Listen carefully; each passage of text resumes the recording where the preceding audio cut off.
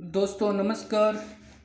स्वागत है आप सभी का MGV study point YouTube channel में। तो दोस्तों मिक्स क्वेश्चन सीरीज लेकर के उपस्थित है और आज हम बात करेंगे शिक्षा शास्त्रीय तथ्य के बारे में। तो आज हम शिक्षा शास्त्रीय तथ्य के बारे में बात करेंगे। तो यहाँ पे हमारा जो टॉपिक है आज का, और आज का टॉपिक तो ये है शिक्षण का सिद्धांत। यहाँ पे हमारे पास शिक्षण के सिद्धांत एवं शिक्षण के सूत्र, आज हम इसमें पढ़ेंगे शिक्षण के सिद्धांत एवं शिक्षण के सूत्र। तो ये हमारे पास सामाजिक अध्ययन और सामाजिक विज्ञान से संबंधित है, जो रीट टेट एग्जाम बेस्ड, जिसमें MCQ टाइप के टोटल 10 क्वेश्चन है। सी टेट और सभी राज्य स्तरीय टेट के लिए महत्वपूर्ण क्वेश्चन है। तो बने रहे इस वीडियो के साथ में, लास्ट तक लाइक शेयर करते रहें और वीडियो को लाइक जरूर करें, शेयर करना ना भी भूलें। तो चलिए बात कर लेते हैं आज के क्वेश्चन फर्स्ट की। तो क्वेश्चन जो फर्स्ट है आपके सामने है स्क्रीन पे। क्वेश्चन फर्स्ट में शिक्षण का मुख्य उद्देश्य क्या है, कि शिक्षण का जो मुख्य उद्देश्य है वह क्या है। तो यहाँ पे हमारा ऑप्शन ए है, व्यवहार में परिवर्तन। शिक्षण के द्वारा छात्र के व्यवहार में परिवर्तन आ जाता है, या हम यूं कह सकते हैं कि शिक्षण के द्वारा जो विद्यार्थी के व्यवहार में परिवर्तन आ जाता है, और शिक्षण के माध्यम से विद्यार्थी अपने जीवन को उन्नत बना सकता है, और अपने जीवन के शिक्षण का मुख्य उद्देश्य छात्रों के व्यवहार में परिवर्तन लाना है, जिससे वह अधिकाधिक समाज उपयोगी बन सके। और इसी उद्देश्य की प्राप्ति के लिए हमें शिक्षण को सफल बनाना आवश्यक है। और एक सफल शिक्षण कुछ मूलभूत सामान्य सिद्धांतों और शिक्षणों पर आधारित है। अब हम चलते हैं, बात कर लेते हैं अगले क्वेश्चन की। तो आगे हमारे पास क्वेश्चन नंबर है सेकंड। क्वेश्चन सेकंड में आपसे पूछा जा रहा है कि छात्रों की क्रियाशीलता का सिद्धांत संपूर्ण शिक्षण में सर्वप्रथम महत्व रखता है, कि संपूर्ण शिक्षण में छात्र है वो सक्रिय होना चाहिए, या हम कह सकते हैं कि छात्र क्रियाशील होना चाहिए। तो ये कथन किसका है?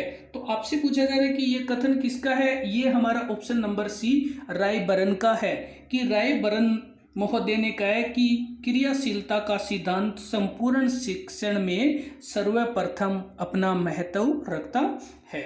और अब हम बात कर लेते हैं कि ये क्रियाशीलता का सिद्धांत है जिसमें बालक स्वभाव से क्रियाशील होते हैं। वे हर समय कुछ न कुछ करते रहते हैं और वे इसके जो करके सीखना चाहते हैं।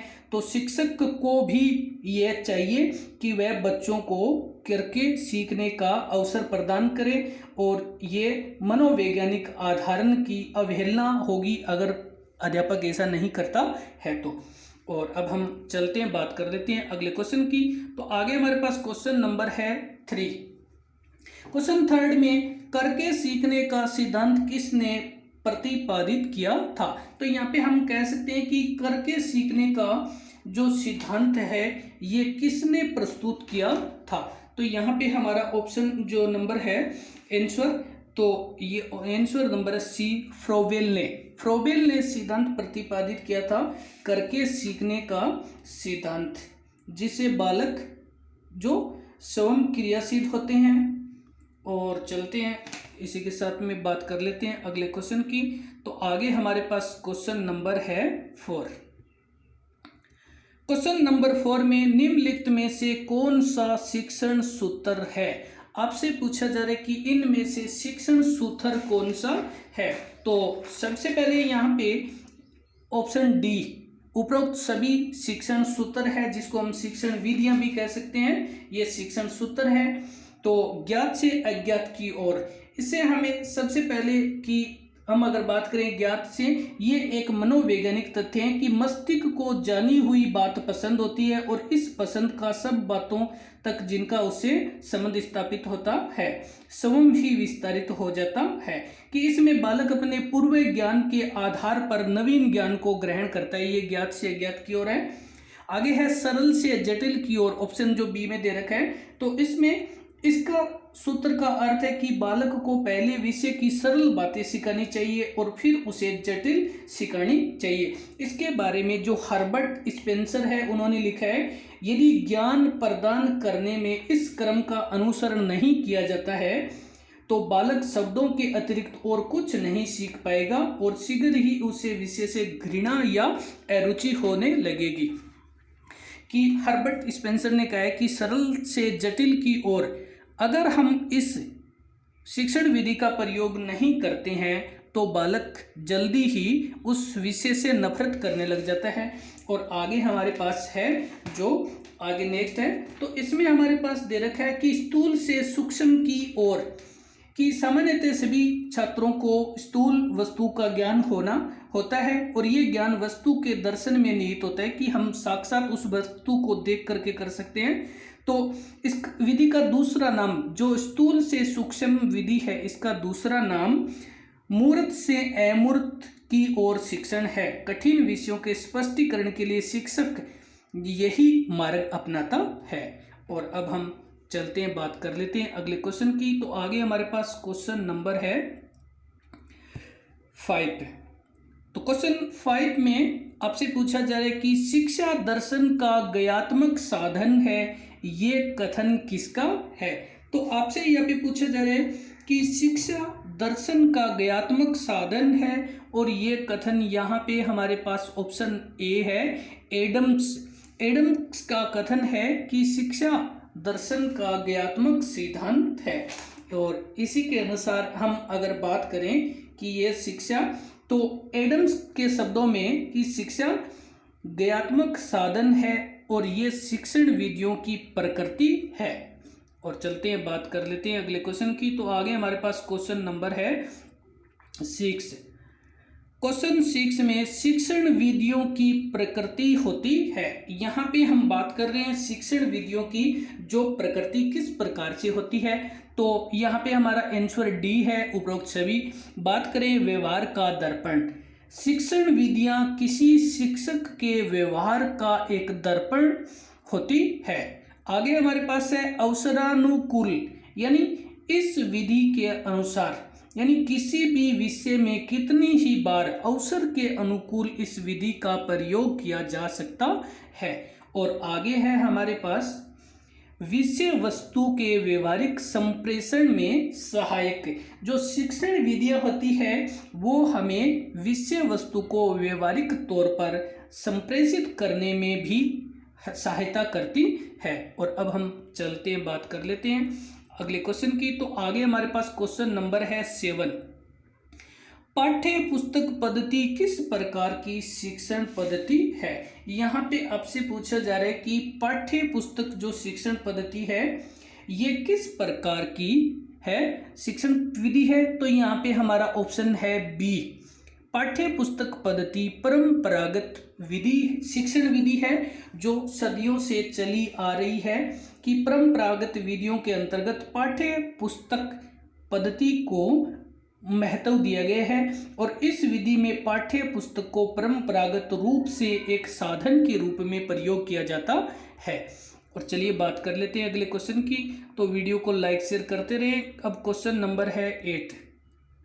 क्वेश्चन 8, शिक्षक केंद्रित कौन सी शिक्षण विधियां है। तो यहाँ पे हम बात कर रहे हैं शिक्षक केंद्रित शिक्षण विधियां कि वे शिक्षण विधियां जिसके अंतर्गत शिक्षक की भूमिका प्रधान होती है। शिक्षक एक महत्वपूर्ण नेता के रूप में उन विधियों को करता है जिसमें बालक एक निष्क्रिय या हम कह सकते हैं मूक श्रोता के रूप में देखते हैं। लेकिन अगर हम बात करें शिक्षक आधारित जो शिक्षण विधियां हैं, वर्तमान के वैज्ञानिकों ने इसे नकार दिया है क्योंकि आज की जो शिक्षा है वो बाल केंद्रित है, न कि शिक्षक केंद्रित है।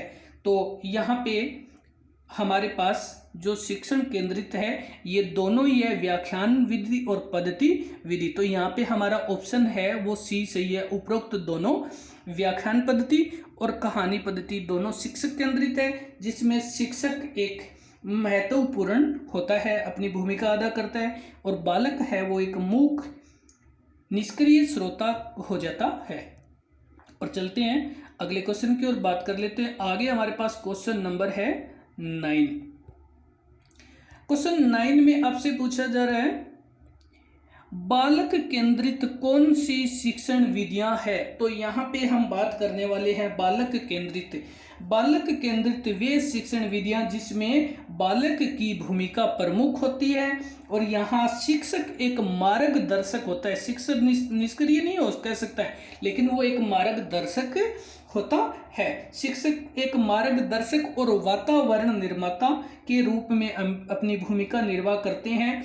इसमें उपरोक्त सभी विधियां हैं। सबसे पहले योजना विधि, जिसमें बालक योजना बनाते हैं।